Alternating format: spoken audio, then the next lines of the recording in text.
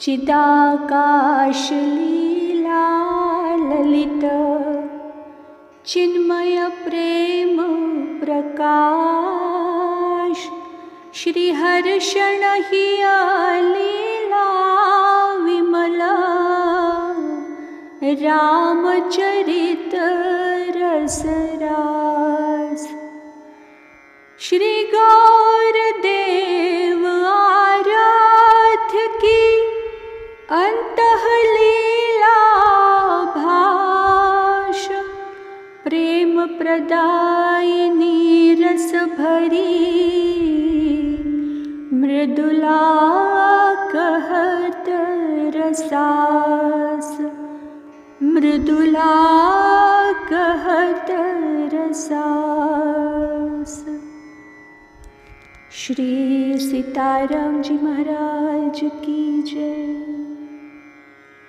अनंत श्री विभूषित हमारे सद्गुरुदेव भगवान श्रीमद् राम हर्षणदास जी महाराज जी ने हम सब अपने आश्रित जनों के कल्याण, आत्मचिंतन व कालक्षेप हेतु अपने चित्त रूपी गगन में उदित श्री सीताराम जी की चिन्मयी लीलाओं का वर्णन अपनी असमोर्ध्व कृति चिदाकाश की चिन्मयी लीला में किया है, जिसका पठन पाठन व स्मरण चिंतन अध्यात्म प्राप्ति की हेतुभूता है।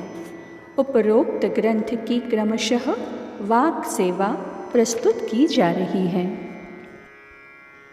आइए आज हम नवम भाग में प्रवेश करते हैं। एक दिन हम चारों भाई अपने सुहृद सखाओं और सेवकों के साथ प्रमोद वन में विधि क्रीड़ाओं में मग्न परस्पर आनंद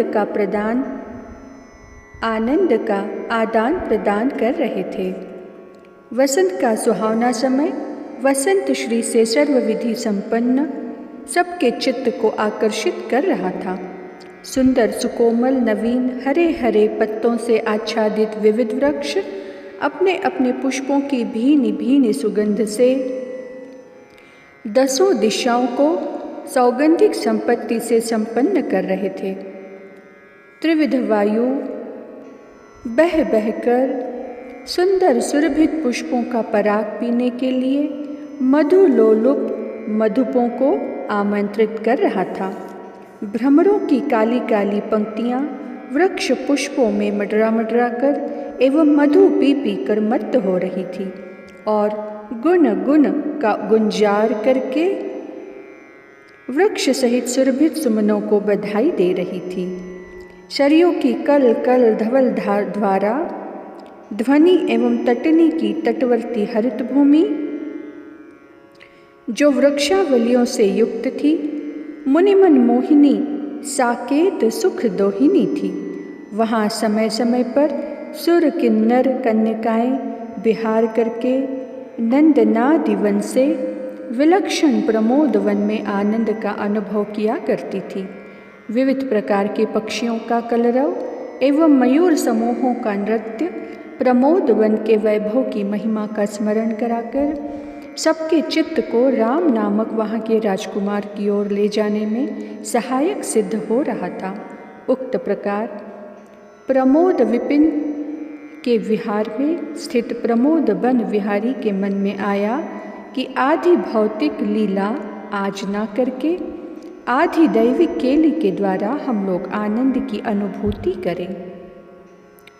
क्रीड़ा नायक की इच्छा से सेवकों ने वहाँ सरयू तट से कुछ दूर पुष्पित वृक्ष समूहों के मध्य 4 सुंदर चबूतरों का निर्माण कर दिया और उनमें सुंदर बिछौने पुष्पों को बिखेर कर डाल दिए गए।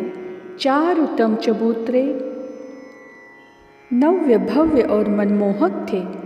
चारों पीठ क्रमशः कुछ नीचे एक दूसरे से बने थे, किंतु विस्तार क्रमशः एक से दूसरे में अधिक था। उनके नाम भी क्रमशः परमात्मा, प्राज्ञ, तेजस और विश्व रखे गए। उन चबूतरों पर 4 स्त्रियों के प्रतीक रखे गए, जिनका क्रमशः नाम था तुर्या, सुषुप्ति, स्वप्न और जागृत। इनकी मुद्राएं भी ज्ञानमयी गाढ़ निद्रा में निमग्न एक साथ सोती जागती सी और जागती हुई कुछ कार्य करती हुई सी। केली साधन सामग्रियों को देख देख कर सभी के मन सुमुत्सुक थे इस नवीन क्रीड़ा के दर्शन के लिए। धरा में अपना समाज था ही, मृगों के झुंड भी चारों तरफ से घेर लिए क्रीड़ा स्थल को। पक्षियों के समूह वृक्षों में बैठ गए और उनकी हरितिमा को लुप्त कर अपने शरीर संपत्ति का दर्शन लोगों को कराने में उद्यत हो जान पड़ने लगे। आकाश भी विमानों की पंक्तियों एवं उनके शब्द से निरवकाश हो गया। क्रीड़ा के अभिनेता ने कहा कि हम सब चारों भाई जिसकी जहाँ इच्छा हो इन चबूतरों में बैठ जाएं। निर्देश पाकर प्रथम लक्ष्मण कुमार विश्व नामक चतुर्थ चबूतरे पर बैठकर कुछ करने से लगे। तृतीय तेजस नामक चबूतरे पर शत्रुघ्न कुमार अर्ध निद्रा की स्थिति में स्थित हो गए स्वेच्छा से। द्वितीय प्राज्ञ नामक चबूतरे पर भरत कुमार गाढ़ निद्रा की स्थिति में स्वरूपानुसार आसीन हो गए। तत्पश्चात बचे हुए प्रथम ऊंचे चबूतरे में आपका राम ज्ञानाकार ज्ञान मुद्रा में स्थित होकर बैठ गया। बैठने पर चारों भाइयों को यह ज्ञान भूल गया कि हम सब अयोध्या के चक्रवर्ती कुमार हैं और प्रमोद वन में क्रीड़ा कर रहे हैं। हम और हमारा चबूतरा प्रकाश के अतिरिक्त उस समय कुछ न था। उस प्रकाश पुंज से एक ज्योति अमल और अनिर्वचनीय निकलकर भरत और उनके चबूतरे को भी प्रकाश स्वरूप बना रही, किंतु कुछ तेज कण समूह सोते हुए भरत के प्रकाशित मुख में प्रवेश कर रहे थे। दूसरे चबूतरे से एक तेज पुंज निकलकर तीसरे चबूतरे को शत्रुघ्न समेत तेजस स्वरूप बना रहा था। उस समय शत्रुघ्न जगत सृष्टि का स्वप्न देख रहे थे।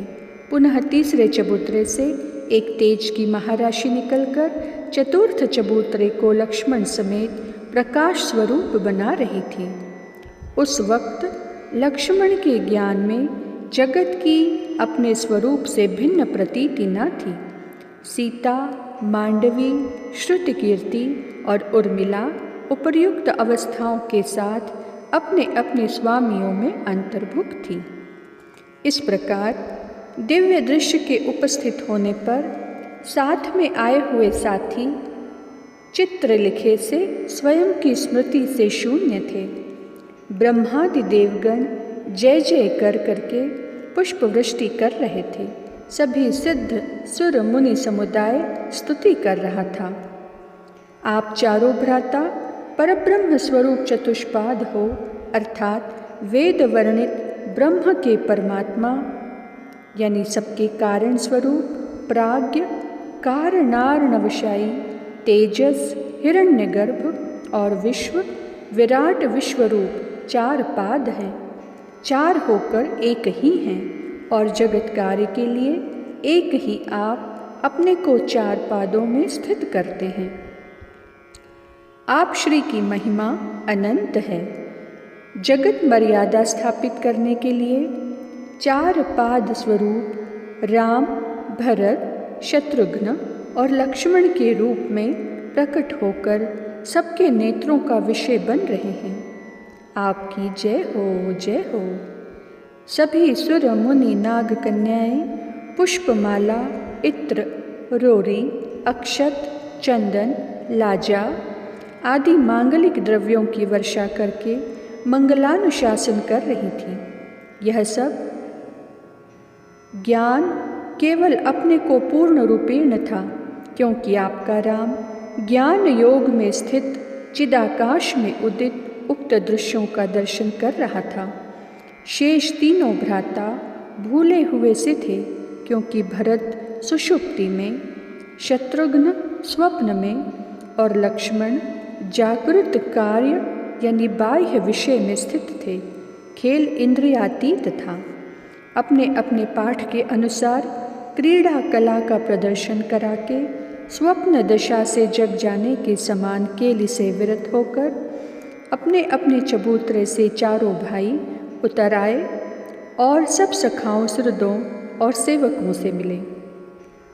सभी सुहृदों ने कहा, भैया राम, चबूतरे में स्थित होने पर आप चारों भाई एक दूसरे के प्रकाश से जुड़े हुए प्रकाश स्वरूप से प्रतीत हो रहे थे। बड़ा आनंद आ रहा था। देखिए, आकाश से ये बहुत सी पुष्पमालाएं आदि मांगलिक वस्तुएं गिरी हुई अब तक पड़ी हैं। हम लोगों ने जय जयकार की ध्वनि भी सुनी। ना जाने कौन कर रहा था भैया। उस समय हम लोगों को अपनी सुधि न थी। आनंद आनंद, केवल आनंद की अनुभूति हो रही थी। आज की क्रीड़ा बड़ी विचित्र और वैभवशालिनी चमत्कार पूर्ण थी। भैया, लगता है कि अभूतपूर्व कोई जादू का खेल था। आप श्री इसको किस समय व किससे सीखे हैं? आपके नंदोई ने कहा, मित्रों, इसमें कुछ न था। न जाने किसी अज्ञात शक्ति से प्रेरित होकर ही क्रीड़ा का प्रारंभ हम लोगों ने किया था। अच्छा, अब हम सब चलें। वात्सल्य भरी माताएं हम लोगों की प्रतीक्षा में होंगी।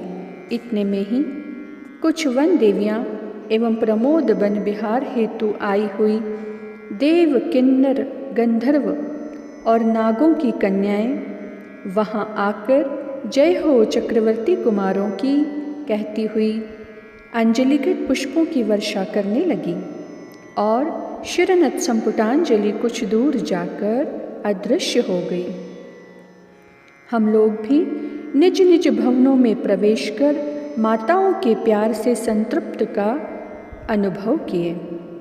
यह अपनी आत्मकथा जानकी वल्लभ ने अपनी सरहज सिद्धि से यहीं आप श्री के भवन में रहस्य वार्ता के रूप में श्रवण कराने की कृपा की थी,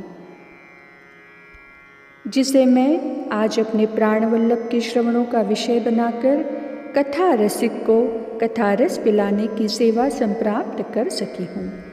अपनी प्राणवल्लभा श्री सिद्धिमुख विनिश्रित माधुर्य मिश्रित परमेश्वरमयी कथा को श्रवण कर प्रेम एवं ज्ञान की दो धाराओं के संगम में मज्जनोन्मज्जन करने लगे।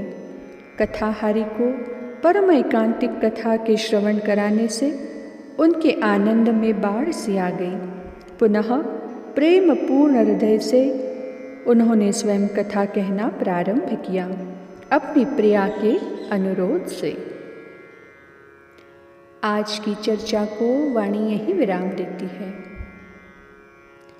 श्री सिद्धि सदन विहारी विहारणी जो सरकार की जय। श्री लाडली लाल